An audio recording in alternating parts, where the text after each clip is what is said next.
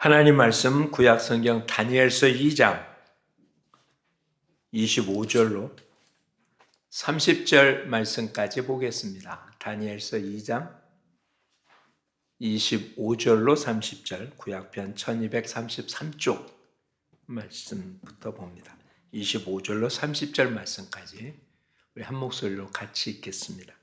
이에 아리옥이 다니엘을 데리고 급히 왕 앞에 들어가서 아뢰되 내가 사로잡혀 온 유다 자손 중에서 한 사람을 찾아내었나이다.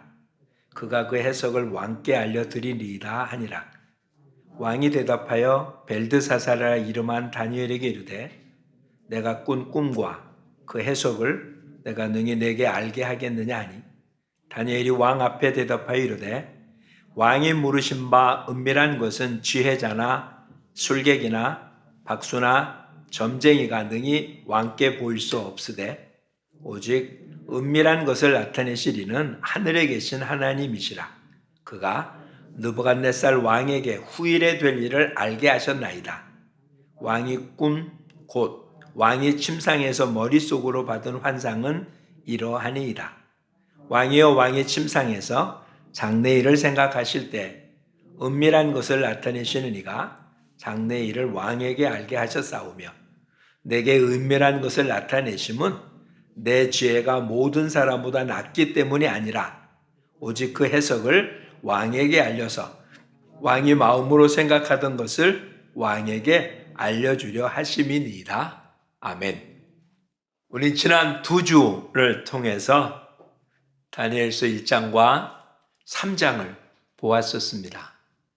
1장을 통해서는 비록 바벨론에 포로 잡혀와서 바벨론화 시키려고 하는 느부갓네살의 어떠한 형태, 즉 세상에 살면서 세상에 속하고 세속화되어지기를 거부한 뜻을 정하여 자신을 더럽히지 않고자 했던 다니엘의 이야기를 살펴보았고 그것이 이 땅을 살아가야 할 우리들이 갖춰야 할 태도임을 살펴보았었습니다. 그리고 지난주 3장 큰 신상 앞에 무릎을 꿇으라는 바벨론의 방식, 느부갓네살 앞에 무릎을 꿇지 않았던 세 친구들의 이야기, 그리하지 아니한다 할지라도 하나님 우리를 풀무 볶아서 건져내는 그와 같은 기적과 이적을 보이지 않는다 할지라도 그 앞에 무릎을 꿇지 않겠다는 그러한 단호한 모습을 보여서 이 땅을 사는 우리들의 태도를 살펴보았었습니다. 오늘 우리는 2장을 보는데 느부갓네살이 꾼 꿈에 관한 이야기입니다. 오늘 본문 앞에 2장 1절을 보면 느부갓네살이 왕이 된 2년 되던 해에 꿈을 꿨습니다. 그 꿈이 어떤 꿈인지 기억도 나지 않는데 그 꿈 때문에 번민해서 잠을 못 이룰 정도였었다고 그렇게 표현합니다. 우리는 항상 꿈을 꾸는 사람들이기면 틀림이 없죠.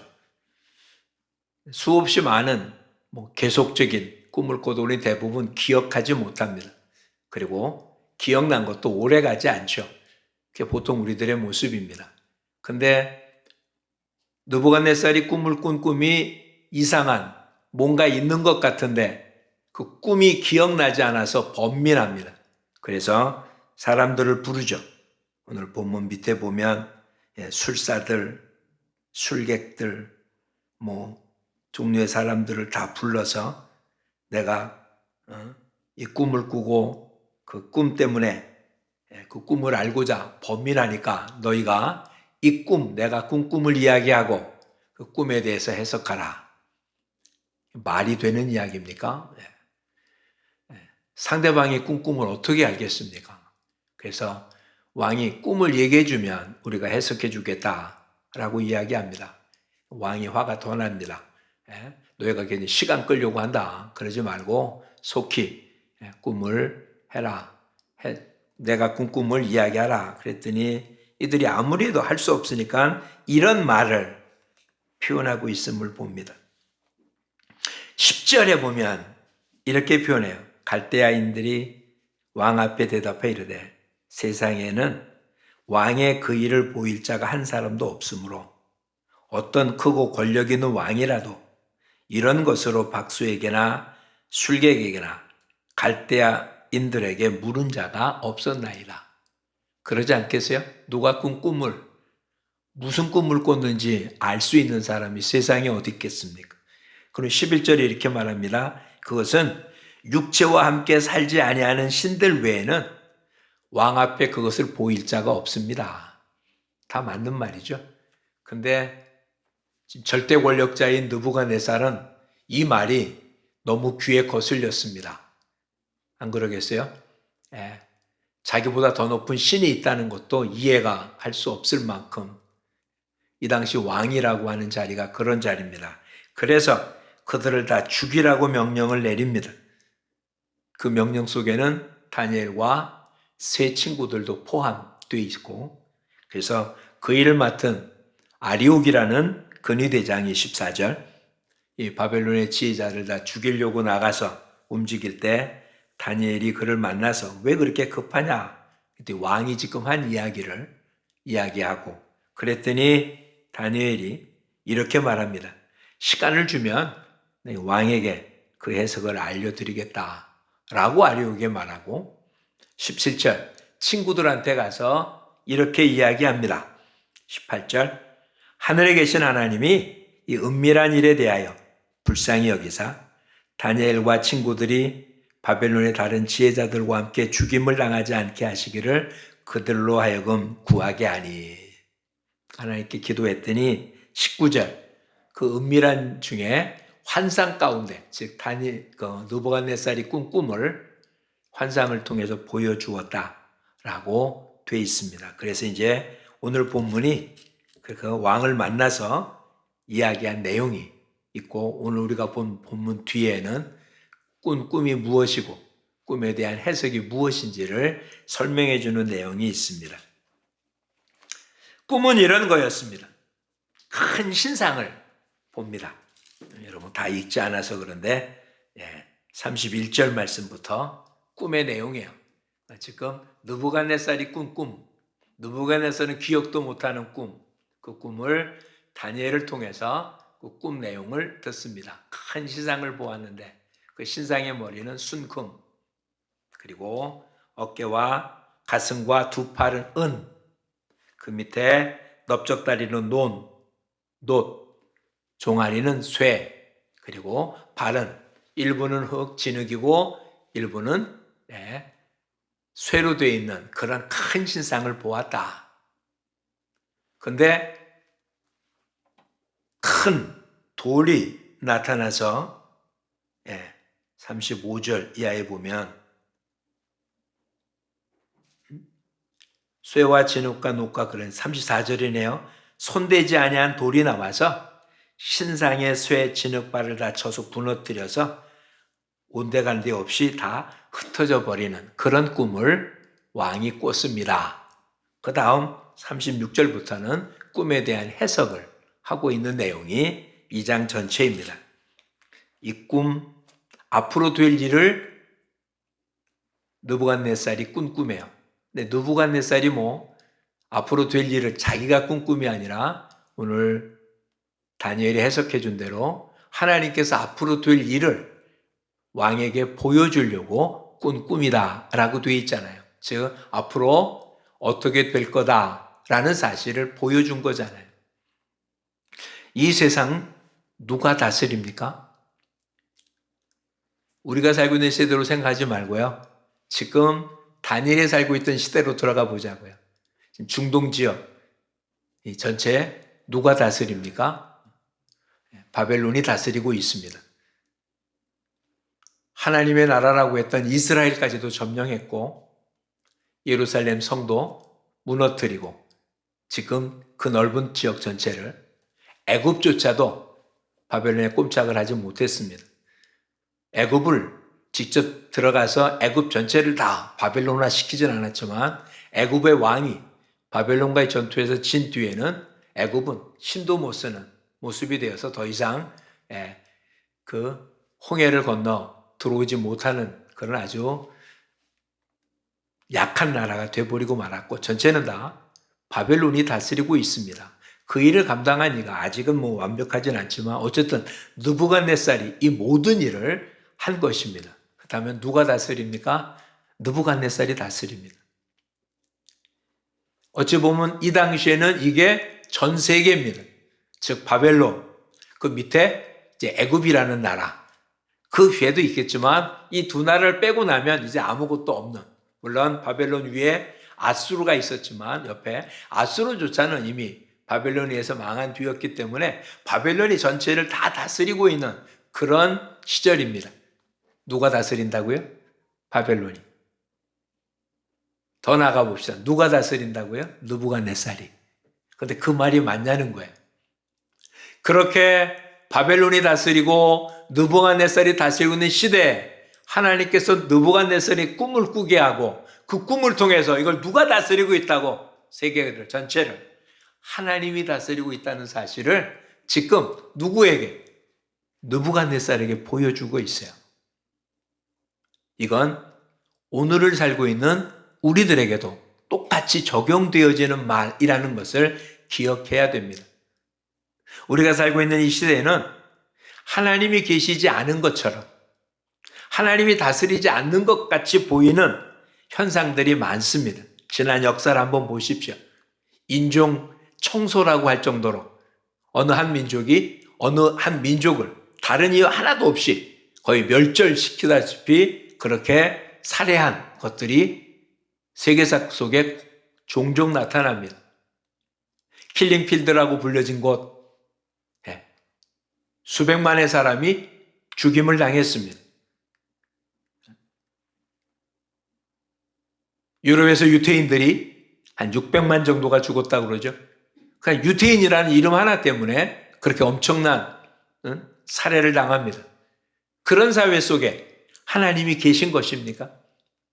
하나님이 존재한다면 그런 말도 안 되는 일이 벌어진다는 게 있을 수 있냐? 이게 세상이 보는 시각입니다. 그렇죠? 세상적인 것만 따지지 말고 믿는 우리들의 삶 속에 나타난 이해할 수 없는 일들을 통해서도 우린 그런 것들을 얼마든지 생각할 수 있죠. 하나님이 계시다면 이런 일이 일어날 수 있나? 그냥 우리의 동심으로 생각한다면 선한 사람은 잘 되고 악한 사람은 잘 되지 말아야 되잖아요. 어느 한순간은 모르지만 끝까지 가면 선한 사람은 잘 되고 악한 사람은 잘 못 돼야 되잖아요. 근데 시편 기자 이렇게 합니다. 악한 자가 죽을 때까지 편안하게 죽는 거예요.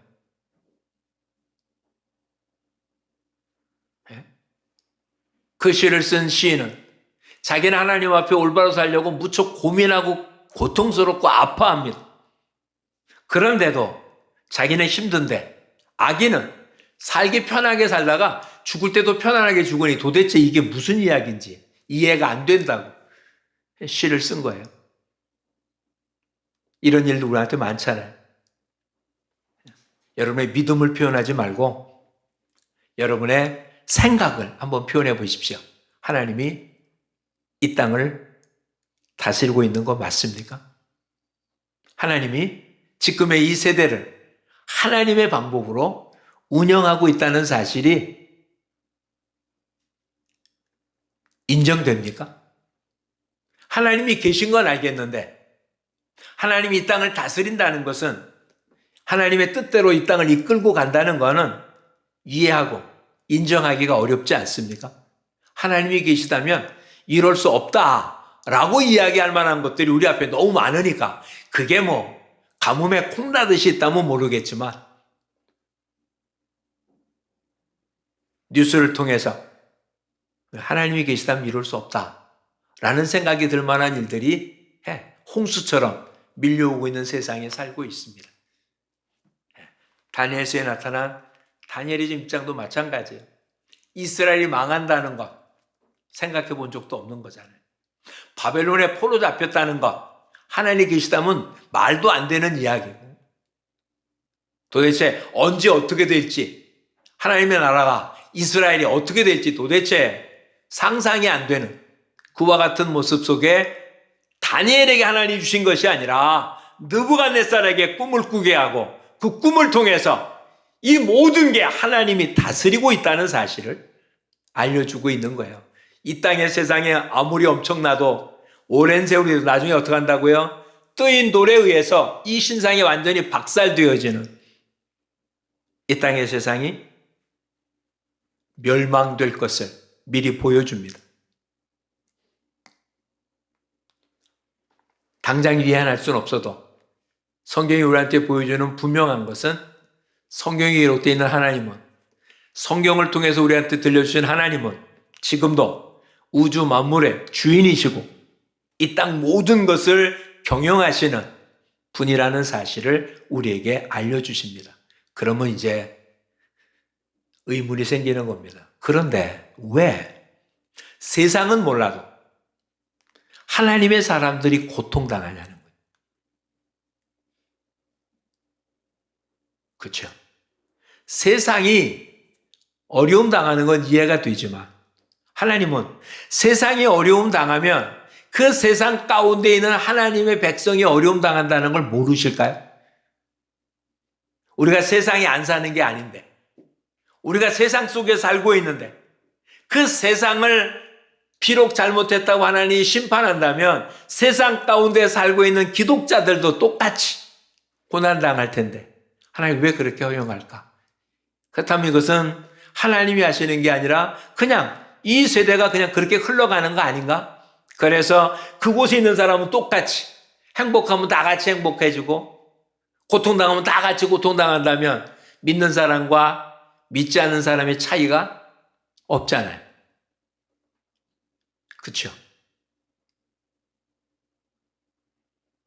그럼 일단 전제를 먼저 생각해 보자고. 하나님이 지금 우리가 살고 있는 이 세대도 하나님이 운행하고 계십니다. 하나님이. 우리는 이해가 안 되는데. 그렇다면 하나님이 이 땅을 다스리는 두 가지 원칙이 있음을 기억하셔야 돼요. 그 원칙은 아주 단순합니다. 하나는 복이고 하나는 저주예요. 더 세분화되면 많을 수 있지만 크게 얘기하면 그런 얘기잖아요. 아브라함을 불러서 뭐라고 얘기했습니까? 너가 복의 근원이 되고 너로 인하여 많은 백성이 복을 받을 거다. 복이잖아요. 너를 복 베는 자에게 복 주고 너를 저주하는 자에게 저주하겠다고요. 그리고는 신명기 28장으로 돌아갑니다. 내가 너한테 준 규례와 율례와 법도를 지키면 어떡하고요? 복을 받고. 그게 신명기 28장의 3분의 1입니다. 3분의 1이 지난 뒤 3분의 2는 내가 내게 준 규례와 율례와 법도를 지키지 않으면 저주받고. 둘 중에 하나잖아요. 그렇죠? 복을 받거나 재앙을 받거나. 그렇다면 지금 우리가 생각한 하나님이 없다라고 생각되어지는 이유는 뭐 때문에 그럴까요? 복 받고 있는 도중에 하나님이 없다라고 여겨지겠습니까? 복 받고 있는 중에 하나님이 다스리지 않는다라고 이야기하겠습니까? 그러지 않겠죠? 복 받고 있는 동안에는, 평안한 중에는 하나님 나를 지키고 보호하고 공급해 주셨다라고 인정하겠죠. 그렇죠? 믿음의 사람이란 누구나 다 그럴 겁니다. 근데 고통스럽고 괴롭고 재앙이 임하고 힘들고 어려우면 하나님 어디 계시냐고 그렇게 외치고 싶지 않아요? 도대체 하나님이 계시다면 이럴 수 없는 거 아닌가? 라고 여겨지지 않습니까? 우리 전제 조건이 하나 빠졌잖아요. 다시 얘기해 봅시다. 복 받을 때나 저주 받을 때나 누가 하셨다고요? 하나님이. 그러니 복 받을 때도 누가 관리한 거고 하나님이 관리하신 겁니다. 힘들 때도 누가 관리한 겁니까? 하나님이 관리한 것입니다. 근데 우리는 자꾸 이걸 잃어버리는 거예요. 하나님은 언제나 나를 관리한다고요? 복 받을 때만? 그게 아니잖아요. 힘들고 고통스러운 것도 하나님이 관리하니까 그렇게 한 거라는 거죠. 근데 하나님 원하시는 건 뭐였습니까? 복 받는 거였어요.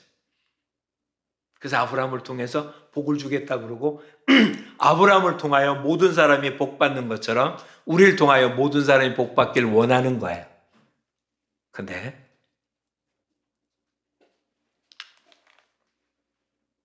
하나님의 백성이 잘 못했어요. 이스라엘이 하나님 앞에 제대로 섬기지 못했어요. 순종하지 못했어요. 안 했어요. 예루살렘이 그러지 못했어요. 그때 하나님 그를 벌 줘야 돼요. 그렇죠? 벌 주는 방법 어떻게 했습니까?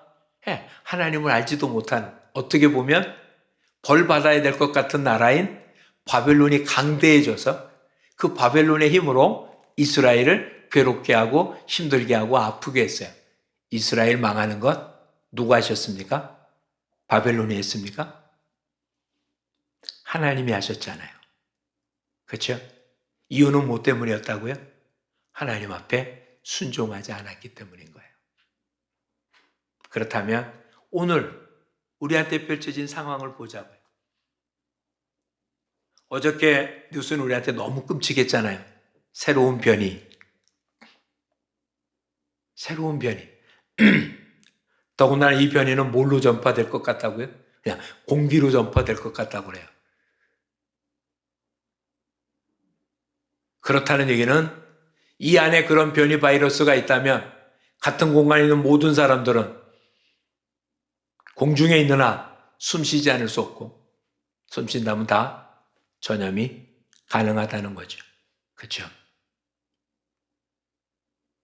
치료나 백신은 아직 생각도 못할 만한 것이 나타납니다. 도대체 지금 현재 있는 것도 어찌하지 못하겠는데 새로운 변이, 이 변이 지금 어떤 모습인지 알 수도 없어서 이름도 붙여지지 않았죠. 그냥 헬라어 알파벳 수에 있는 오미크론이라고 하는 아주 조그만 영어의 O하고 똑같습니다. 오미크론이라는 표로. 미크론은 작다는 얘기거든요. O 중에 작은 O, 오미크론이에요. O 중에 큰 O, 오메가죠. 큰 O, 작은 O. 그러니까 이것은 더 작은 변이, 아마 더 작은 모습인지 모르겠어요. 하여튼 하룻밤 자고 일어나면 더 큰 문제가 우리 앞에 놓여 있습니다. 정치 현장도 마찬가지죠. 도대체 누가 누구 욕을 하는지 모르겠을 만큼 흙탕물 싸움이 우리 앞에 펼쳐집니다. 누구 때문일까요?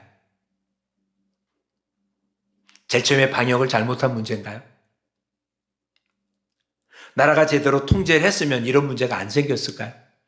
처음 문제가 생겼을 때 국경을 완전히 막아놓고 누가 들어오는 걸 막았으면 우리한테는 이런 일이 안 생겼을까요?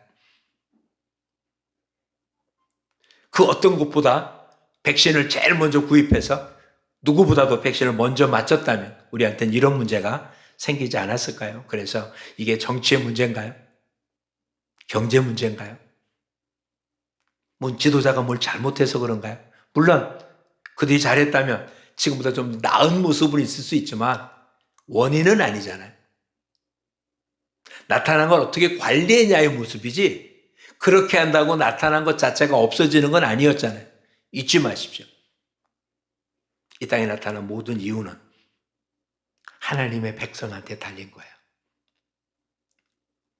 하나님의 백성이 잘 못하니까 어떻게 한다고요? 하나님의 백성에게 잘하라고 징계의 채찍을 내려요. 뭘로 사용할지 몰라요. 선지서들을 통해서는 이와 같은 칼과 전염병과 이런 것들이에요. 기근, 전염병, 칼. 이것이 하나님께서 선지자들을 통해서 이스라엘 백성을 다스릴 때 사용했던 회초리예요. 그래서 기근이 있었습니다. 기근. 중동 지역은 우기와 건기가 있습니다. 근데 우기 때 비가 안 오는 게 기근해요. 건기 때 당연히 비 안 오니까 안 온다고 치지만 우기 때 비가 안 오면 1년 내내 비가 없는 거예요. 농사 질 방법이 없잖아요. 근데 우리 성경에 보면 3년 6개월 동안 비가 오지 않고 3년 6개월이라면 기근이 4번. 우기 때, 4번의 우기 때 비가 오지 않은 결과가 되죠. 그렇죠? 언제부터 시작했는지 모르지만 기근이라는 말은 우기 때부터 시작하니까 3년 6개월 동안 비가 안 왔다는 얘기는 4번의 우기 때 비가 안 왔다는 이야기가 되는 거예요. 얼마나 고통스럽겠나. 이게 자연적인 것 같지만 하나님이 그랬어요. 왜? 하나님의 백성이 제대로 안 서서 이런 일을 통하여 돌아오게 하려고. 그 다음에 전염병이에요. 온역에 돌기도 하고 뭐 등등의 모습. 세 번째는 칼이에요. 전쟁이었죠. 지금 이스라엘에 나타난 현상을 보세요. 바벨론과의 전쟁에 의해서 망한 거잖아요. 세상적으로 보면 정치적인 거예요. 바벨론의 확장 정책에 의해서 주변의 국가들이 하나씩 하나씩 다 망한 거예요. 이렇게 망하게 하려고는 않았어요. 그냥 처음에 저 들어가서 조공만 바치려고 했는데 여기서 독립하려고 애쓰고 그곳에 보낸 총독을 죽이자 느부갓네살은 그들을 완전히 멸망시켜 버렸어요.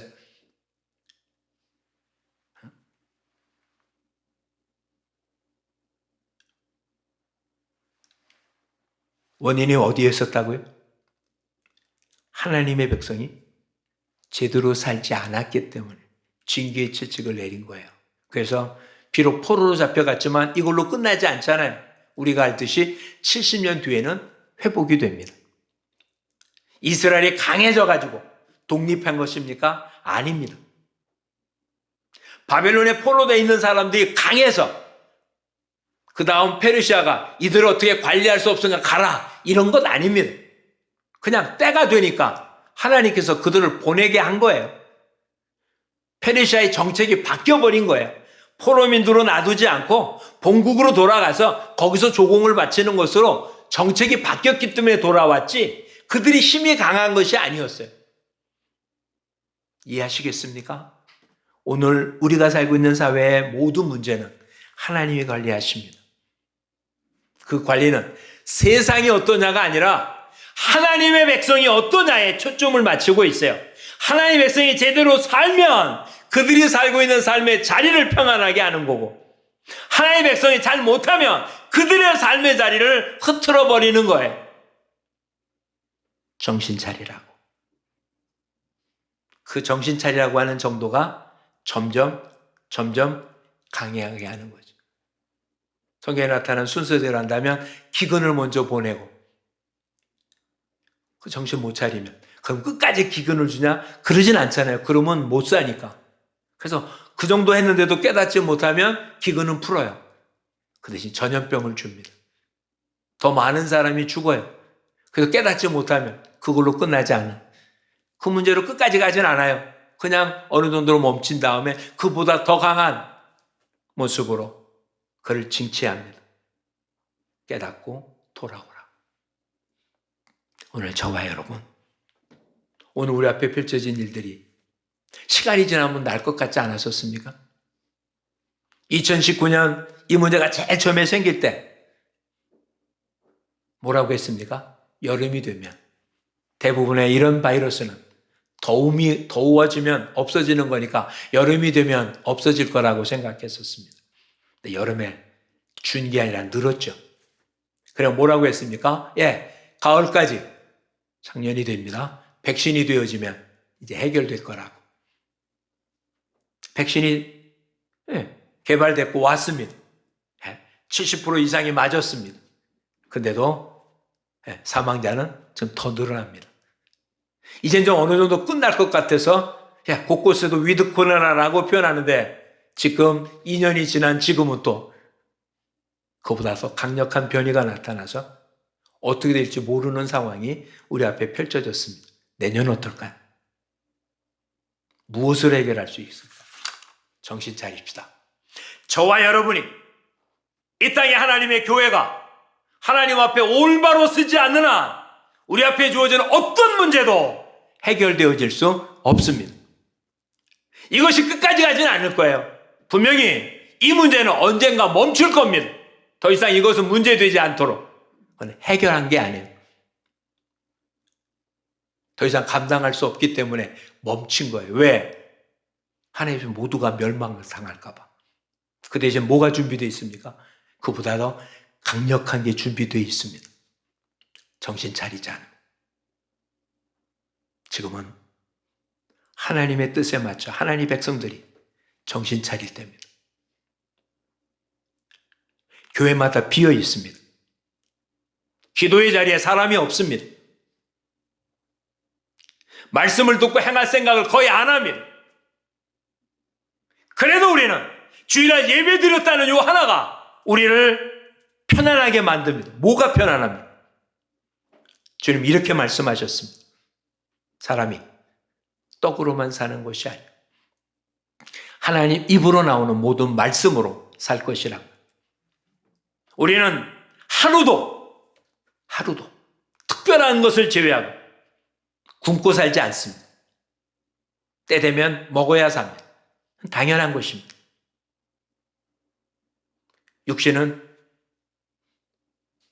양식을 먹지 않고는 견딜 수 없는 게 우리의 육신입니다.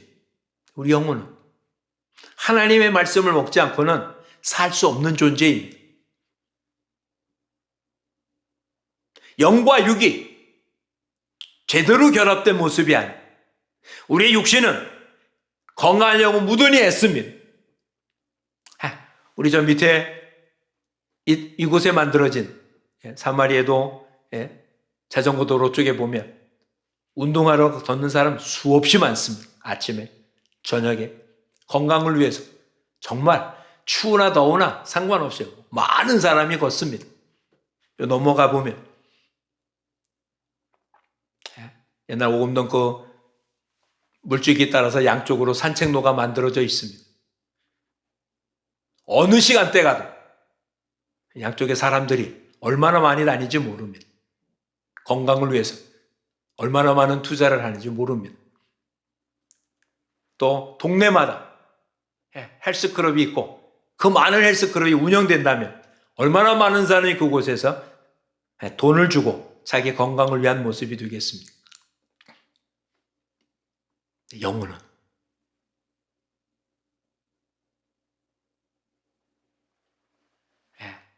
의리를 외치는 배우 있죠?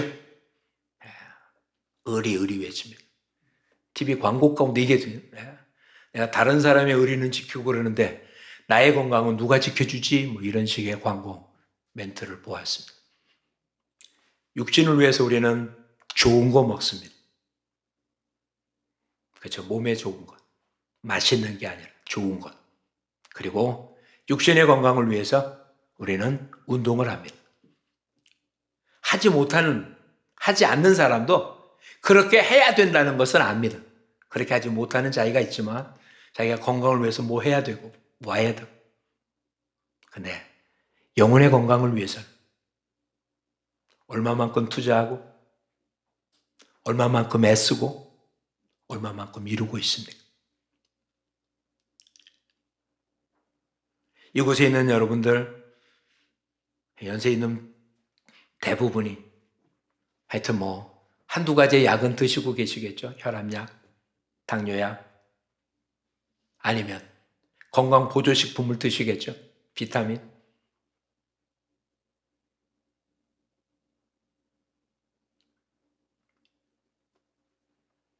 영혼을 위해서는 어떤 보조식품을 드시고 계십니까? 영혼을 위해서는 어떤 좋은 음식을 먹으려고 애쓰고 있습니까? 우리는 뭔가 균형이 안 맞는 것 아닐까요? 하나님은 이 균형이 안 맞는 우리를 위해서 균형이 안 맞다는 걸 알려주기 위한 방법은 뭐였을까요? 우리 육신의 균형이 안 맞으면 어떤 일이 생깁니까? 병에 걸립니다. 가장 편안하게 알 수 있는 게 감기죠. 몸의 균형이 깨질 때 나타나는, 몸이 피곤할 때 나타나는 가장 간단한 그러나 가장 중요한 열이 나고 통증을 느끼고. 그럼 우리가 몸에 이상이 있는 걸 압니다. 쉬고 약을 먹고 또한 좋은 음식으로 우리의 몸을 보호합니다. 그렇다면 우리 영혼에도 똑같이 문제가 생기면 나타날 거잖아요. 어떻게 나타날까요? 세상이 혼란스럽습니다. 가정이 복잡해집니다. 하고 있는 일에 문제가 생깁니다. 나는 아무리 애쓰는데 사회가 문제가 생깁니다. 나는 굉장히 조심하는데 바이러스가 창궐합니다. 나는 정말 열심히 일하는데 사회, 경제가 파탄이 되어집니다. 왜요? 망가뜨리려고요? 아니요. 지금 부족하고 모자른 것들, 잘못된 것을 바로 잡으라고. 근데 우리 지금 오히려 시간만 끄는 거 아닐까요? 이것만 나아지면, 이것만 지나면, 요렇게만 되면 하나님이 다스리는 세계에 하나님의 뜻대로 하지 않는 한 불가능한 일입니다.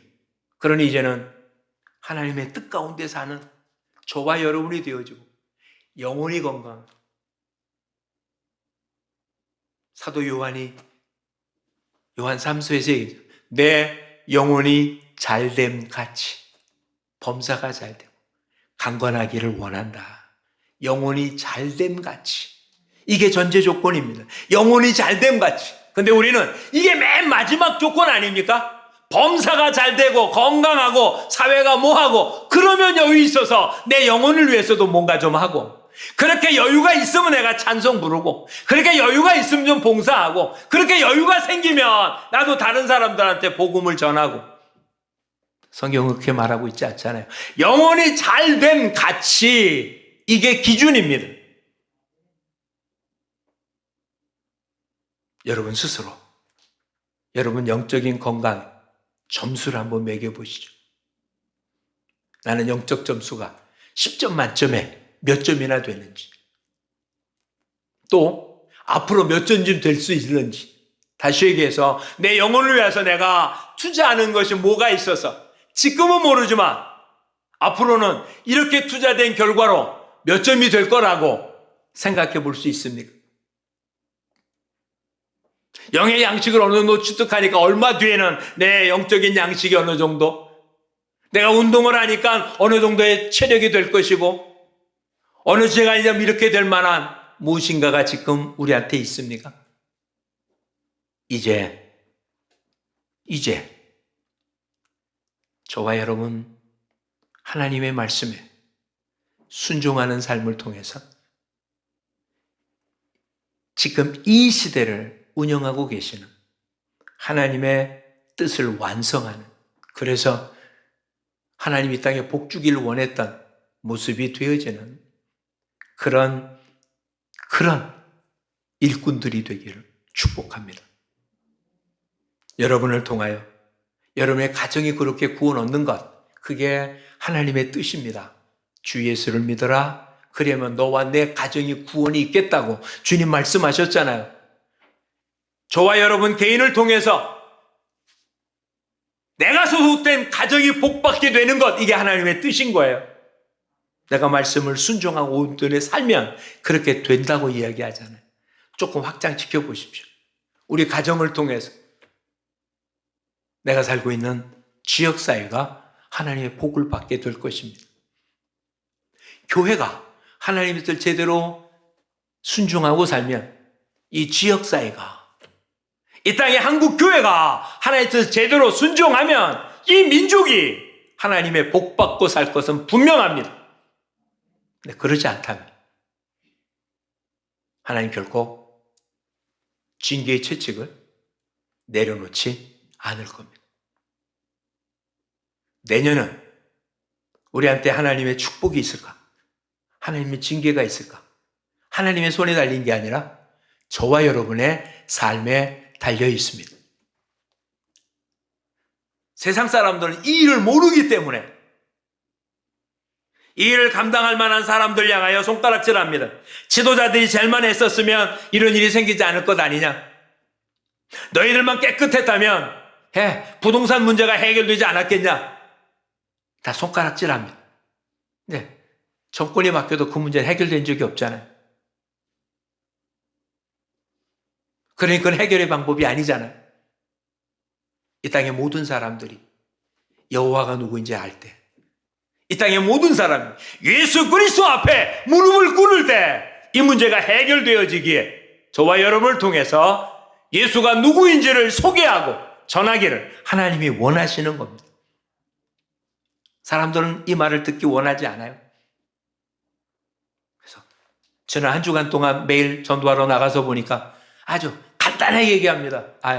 나도 교회 나가요. 나한테 전하지 말라는 거예요. 그냥 교회 나가는지 안 나가는지 모릅니다. 아니면 나는 불교 신자예요. 그래서 필요 없다고 그래요. 가장 하기 좋은 말이에요. 교회를 전하라고 안 씁니다. 교회 나오라고도 전하지 않습니다. 예수 믿으라고 전하는 겁니다. 이제 에스더를 한번 생각해 보겠습니다. 다니엘이 쓴 이 이후의 이야기입니다. 바벨론이 망하고 페르시아, 파사라는 나라가 되고 왕후가 되었습니다. 근데 그때 하만이라는 총리가 궁궐 앞에 있는 모르드게가 자기 앞에 절하지 않는 것 때문에 화가 잔뜩 나서 페르시아에 있는 모든 유대인들을 죽일 계획을 세우고 왕한테 재가를 받습니다. 한 10개월 뒤쯤에 날짜를 잡았어요. 날짜를 뽑았더니 연말이 되어서 그래서 불임절이라고 합니다. 그때 유대인들 다 죽이기로 전국에 208개도 그러니까 인도까지 포함되는 곳입니다. 중동 전 지역에 모든 곳에 공문을 보냈습니다. 그날 유대인들을 죽이고 그들의 모든 재산을 압수해도 괜찮다. 모르드게가 에스더한테 보냅니다. 너가 왕한테 나가서 이 사정을 이야기하라. 유대인들 다 죽게 됐다. 에스더 뭐라고 말합니까? 페르시아의 법이 왕이 부르지 않으면 왕 앞에 나아갈 수 없다. 그렇게 하면 죽을 수밖에 없다. 내가 제 왕이 나를 안 부른 지가 30일이나 된다. 모르드게가 그 말을 듣고 다시 보냅니다. 너가 왕후가 된 것이 이때를 위함인지 어찌 아느냐. 너가 만약 잠잠하다면 하나님은 이 페르시아 지역에 있는 유대인들을 하나님의 방법으로 구원할 때 너는 왕궁에 있다고 편안할 거라고 생각하지 말아라. 그자 에스더 뭐라고 얘기합니까? 수상궁에 있는 모든 유대인들에게 3일 동안 금식하며 기도하라고 하십시오. 나도 내 하녀와 함께 금식하고 왕에게 나가겠습니다. 죽으면 죽으리이다. 바로 지금이 우리가 잠잠하면 이 땅의 모든 사람이 죽을 수밖에 없는 상황입니다. 오히려 나는 가만히 있으면 에스더처럼 왕궁에 있기 때문에 에스더가 유대인인지 아무도 모릅니다. 말하지 말라고 그랬어요. 그러나 페르시아에 있는 모든 유대인들은 죽을 수밖에 없는 상황입니다. 근데 에스더가 왕한테 말함으로 이것이 바뀌죠. 하만이 죽고 그를 죽이려고 하는 자들이 바뀌고 모르드게는 총리가 되어집니다. 지금도 이락에는 모르드게의 집, 모르드게의 방, 에스더의 무덤이 존재합니다. 히브리어로 기록되어 있습니다. 오늘 저와 여러분, 하나님이 다스립니다. 근데 이 땅에 재앙 내리는 걸 하나님이 원하시는 게 아닙니다. 근데 하나님의 백성 하나님의 말씀을 안 들으면 듣게 하는 방법이 회초리밖에 없습니다. 잠언에 그래서 자녀에게 매를 아끼지 말래요. 그래야 제대로 산다. 그것이 오늘 지금 우리한테 주어진 상황입니다. 이때 저희와 여러분이 잠잠하다면 재앙은 점점 더 심해질 수밖에 없습니다. 이제 외칩시다. 문제를 해결하는 방법은 예수님 믿고 예수님 말씀대로 사는 것 이외에 다른 방법이 없습니다. 여러분 힘든가 합니다. 근데 새벽을 깨워 기도하셔야 됩니다. 그러지 않으면 왕 앞에 가서 말할 수 없습니다. 그냥 하면 좋고 안 하면 괜찮은 게 아니라 죽임당할 수 있기 때문에 말을 못하는 겁니다. 기도하면 왕이 변합니다. 그러기에 기도하셔야 됩니다. 기도해야 여러분의 배우자가 변합니다. 기도해야 여러분의 사업장이 변합니다. 하나님이 일하시기 때문에 그렇습니다. 한국교회 가장 큰 약점이 새벽 기도가 죽었다는 것입니다. 이번 12월 월간 목회를 두란노에서 나오는 목회와 신학이라는 곳에 어느 한 목사님 한 면 전체를 광고를 실었습니다.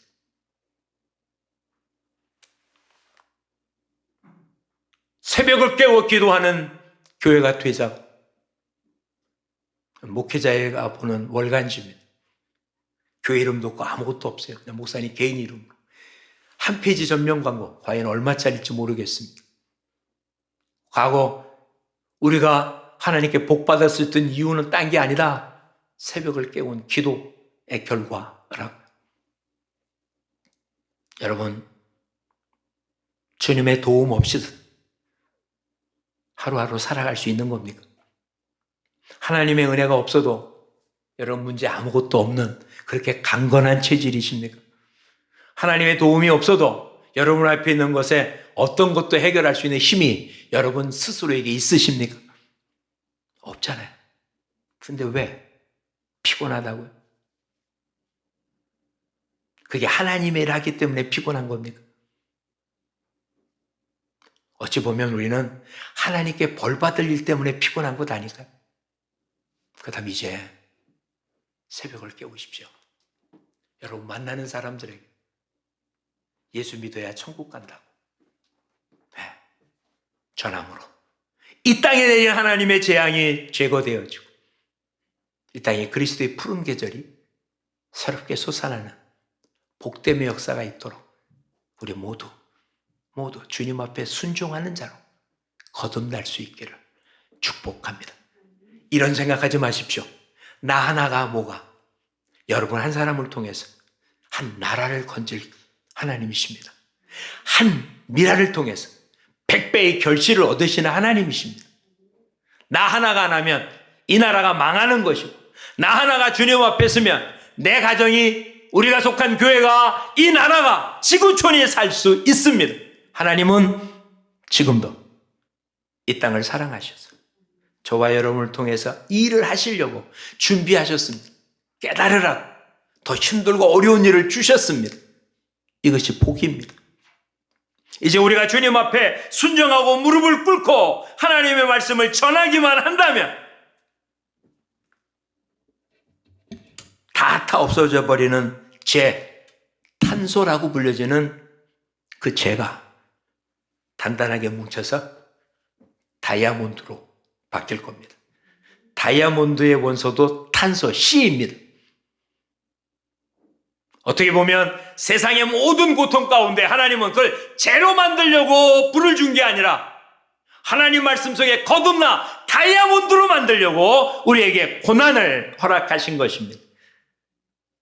우리 모두 이 고난을 통해서 죄가 되는 자가 아니라 고난을 통해서 다이아몬드가 되어지는 놀라운 연금술사인 하나님의 손에 붙잡힌 바 되어서 하나님의 뜻을 이루는 순종의 삶을 통해 하나님께 영광을 돌리는 여러분에게 모두 속에 다이아몬드가 산출되어지는 복됨이 있기를 주의 이름으로 축복합니다. 기도하겠습니다. 고맙습니다, 주님. 고난당하는 것이 내게 유익이라. 그렇다 행함에서 올바로 바뀌었다고 고백한 시인처럼 우리 앞에 펼쳐지는 일들이 하나님이 안 계셔서 생긴 일들이 아니라 오히려 하나님이 주관하셔서 우리 앞에 이런 어려운 일을 풍랑을 허락하신 것입니다. 이 일을 통하여 우리 보고 깨닫게 하시고 주님 말씀에 순종하게 하고 주님의 뜻을 따라서 이 고난이 우리를 죄로 만드는 게 아니라 다이아몬드로 만들어 영광 돌리게 하실 주님을 찬양합니다. 이젠 주님 말씀대로 살 수 있게 도와주옵소서.